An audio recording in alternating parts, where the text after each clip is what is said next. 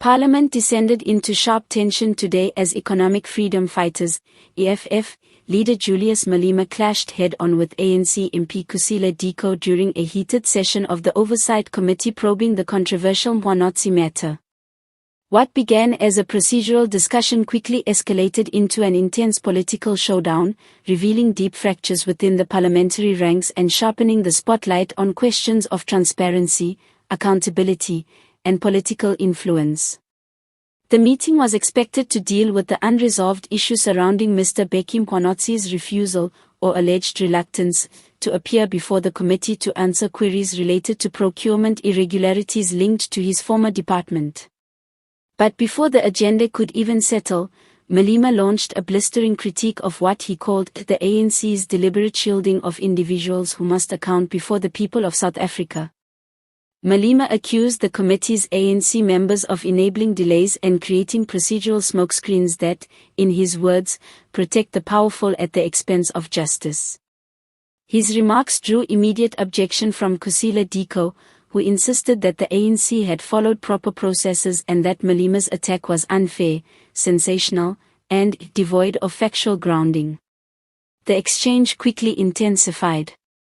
Malema, leaning forward and refusing to temper his tone, retorted that Diko was grandstanding for cameras and defending the indefensible.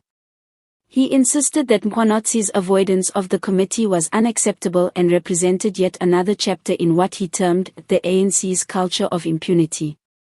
Diko fired back, stating that Malema was distorting the facts and using theatrics to undermine a legitimate parliamentary process. She argued that the committee had already resolved to subpoena Mkhwanazi if necessary and that the ANC had never objected to accountability. According to her, Malema's accusations were an attempt to hijack the session for political scoring rather than focusing on substantive committee work.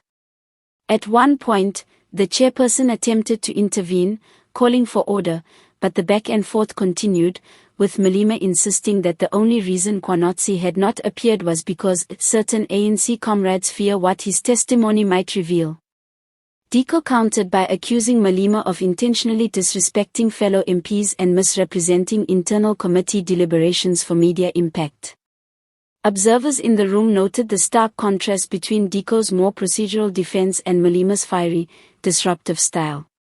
While Diko maintained that due process must be followed, Malema insisted that the committee was being manipulated to avoid accountability, an accusation that further inflamed ANC MPs. The confrontation illuminated the broader political tensions gripping Parliament, where oversight processes are increasingly viewed through the lens of party rivalries rather than shared national purpose. For Malema, the Mkhwanazi issue became another symbol of structural rot. For Diko, it was an example of the EFF leader's habit of turning every committee into a rally podium. Ultimately, the chairperson adjourned the meeting with no resolution in sight, leaving the status of Mkhwanazi's appearance uncertain and the political atmosphere even more charged.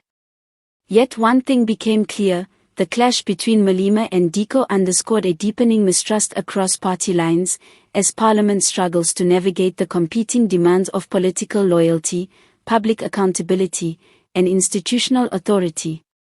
As the country watches closely, the standoff has raised new questions about the future of parliamentary oversight and whether political theatrics are overshadowing the hard work required to restore faith in democratic institutions.